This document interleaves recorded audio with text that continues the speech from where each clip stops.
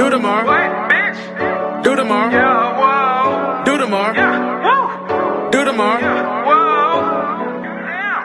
Damn. Niggas tryna flex like Mar. Like Mar. Fuck bitches, no X like Mar. Yeah. Pull up in that Yeah, Lilmar, no, for real, that way. Yeah, welcome back to another video, guys. And today, I'm going to be doing a follow-up to my last prison story. If you guys haven't watched it already, go watch it. The last one where I talked about how our roommate tried to commit suicide.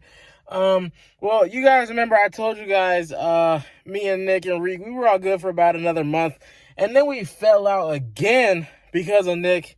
And this time, we had to kick him out the room, basically, for snitching. Now, let me just start all over from the beginning. Now, as you guys remember, I told you guys, I already knew about Nick's past with snitching because when I first got to the room, he had got moved to my room because he had snitched on somebody. He got beat up. Like, the dude was beating on him for like 15 minutes. It was terrible. Like, he was all bloody and everything. It was awful.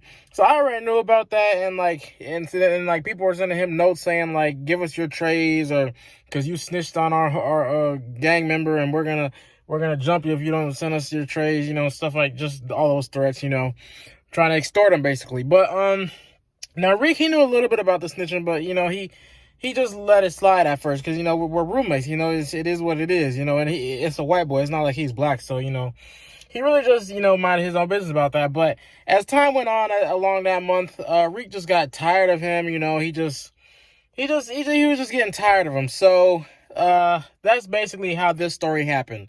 So let me go ahead and get started. Now, I kind of had a I kind of had a feeling the situation was going to happen because earlier that day, me and Reek were like talking about Nick when he had went to go do his physical. Because remember, we were at Kirkland R&E, where you have to do your blood work and your physical before you get transferred to the other prison. So he went to go do his physical. So me and Reek were in the room by ourselves, and we started like just talking about Nick, you know, just talking junk, because that's like the only time you get to, you know, talk about people behind their back, because we're in the cell all the time, together. So when he finally left, that's when we started talking about him. So I was just telling him about like the whole situation about Nick's past, when, you know, I basically spilled all the beans, because, you know, me and Reek were like, well, I was supposed to be a little bit closer with Reek since we were both black, or I mean, not really, like, I don't know, it's hard to say. Just like I knew like he was, you know, the big dog Nick couldn't really protect me, so I had to, like, you know, just I don't know, man. I don't know. It's prison. I don't understand nothing about prison. But so anyways, when Nick got back, like later that night, I think we were all high, and I don't even remember how this like conversation came up, but like basically Reek started playing Nick. He started like acting like he was on his side about the whole snitching thing, like, and Nick just started spilling all the beans, like this was acceptable because Reek was playing him. He was making it sound like it was acceptable.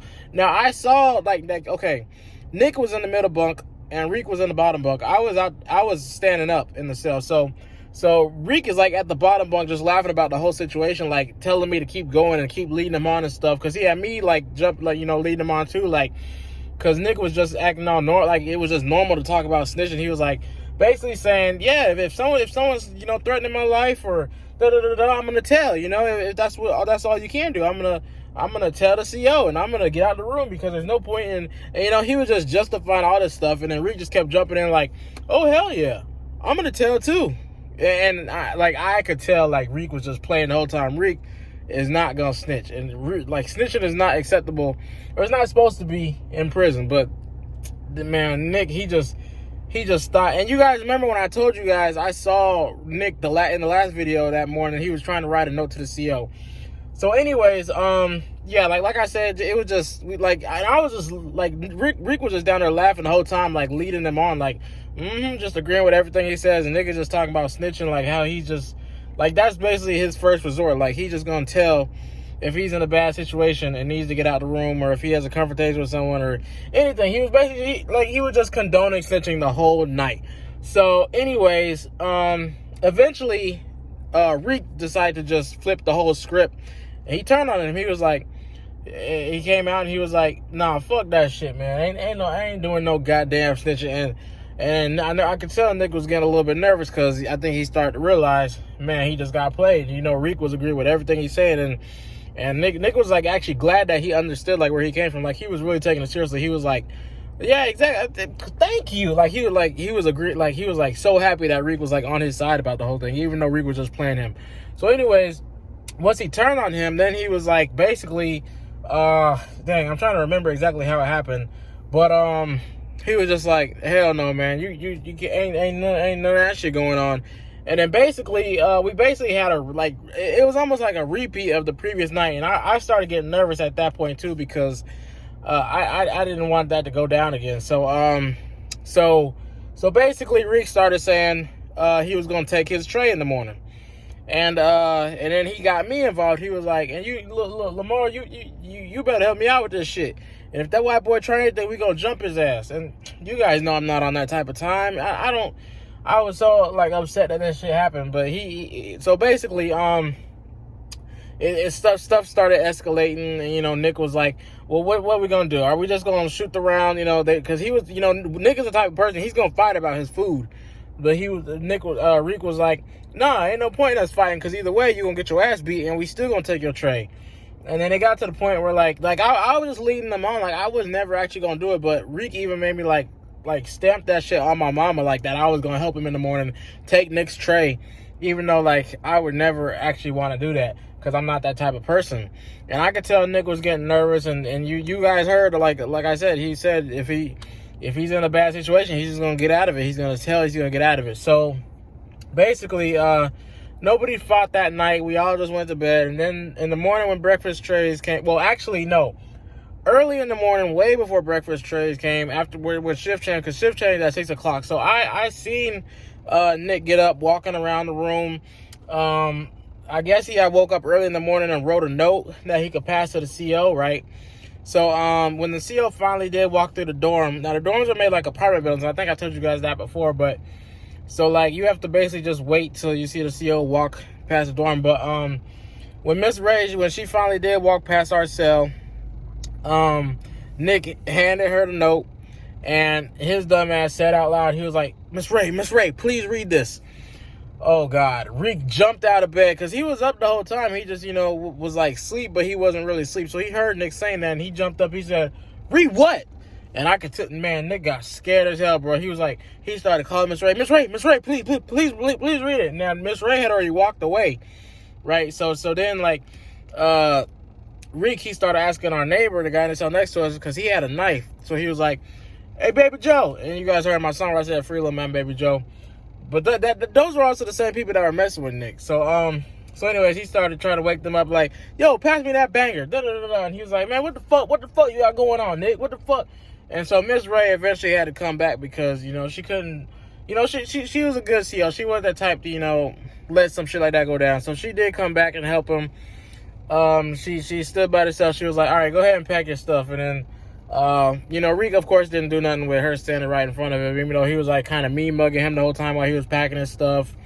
And honestly, I was glad it went down like this because, like I said, I did not want to have to take his train, because I would have had to help Reek take his train tomorrow. I did not want to have to do that. I'm not that type of person. And I know the thing is, I know Reek wasn't actually going to even do that. Reek's not the type of person to starve somebody because, like I said, he could have done that to me countless times, but he's not that type of person. So it was sad that Nick actually thought that was actually what was going to go down and that I was going to let that go down. But at the same time, I'm glad that he got out the room safely before it went the way it did, because I honestly don't know what would have happened. But so anyways, he packed all his stuff and then she moved him to another cell. Reek kind of jumped at him as he was walking out the door, and of course he flinched, and everybody in the dorm was listening, was watching, and they were laughing about it, and it was just so childish. But that is the story of how we kicked our room. I'm not even gonna say we, because I wanted nothing to do with that, but that is a story of how we kicked out our roommate for snitching. That was a bad situation, because like I said, it was almost a Royal Rumble that night. I didn't know how that shit was gonna go down. I thought that they were gonna fight, or I thought, because Nick was just about to cry because he felt like he got played. He was in a good mood. Reek was on his side the whole time, agreeing with everything he said about snitching. Then he just turned on him all of a sudden, man, fuck that shit. Ain't nobody doing no snitching. But goddamn, Nick wasn't bullshitting. He said if he get in any bad situation, he gonna tell the CO he gonna get out of it. So that's what he did. He was not lying. That's what he did. So there's no PC at Kirkland. So like all the YOAs, the youthful offenders, are in our own dorm because we're not supposed to be around the straight timers. So all they did was move him upstairs. Like there's no type of like PC, because I've seen people get stabbed that were in the YOA too, and all they could do is like move them upstairs. Like, and people that go to lock up, once they come back, they just come back to our dorm. There's no PC at Kirkland. I know you can if you do PC, like it's basically when you get transferred. Like instead of going to Turbyville, you'll go to Allendale. Now, of course, I went to Turbyville because when they asked me for PC, I said no because I just knew I wouldn't need it. But yeah, that's basically it for this story. And just after that, we were just, luckily we didn't get a new roommate after that, because like I said, you can have up to 3 roommates, but they weren't really bringing many people in during the 3 months that we were there because of COVID. Like they would take them to a quarantine dorm, and then like, because even though they stopped transfers, that's why I was there like over my time. They didn't do any transfers from December, like right before Christmas, December 23rd, all the way up until we left February 28th. Like we didn't know when we were going to be leaving. That quarantine shit was horrible, but luckily they didn't bring no new people into our cell. So it was just me and Reek that whole time, and everything was smooth after that. But man, it kind of felt boring, like because me and Nick actually used to like have meaningful conversations. Like we used to be talking about our, like, because like I said, Nick, all he really did was read the Bible and shit like that. He was on his 4th bid. He was, he was a druggie. Like, he's done meth and all that type of drugs. But at the same time, he was a good person. He had goals and stuff that he wanted to accomplish. So that's a lot that we would talk about.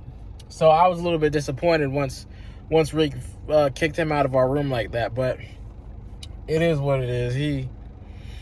That's what I said in my song. I pray for him. I wish him well, because he gets out in June, and I just hope I hope he's watching this video, and I hope he actually like changes his life around and everything. You know what I'm saying? So that's about it for this video. Make sure you guys hit the subscribe button down below. Also make sure to follow me on Instagram and Twitter at the real Lilmar, and follow me on Snapchat, Lilmar. And yeah, nah, for real, that way. And you guys make sure you stay tuned, because I got a lot more prison story time videos coming real soon. I'll probably be doing some on the road, because I get my own truck this week. So really looking forward to that. So yeah, I'll see y'all next time.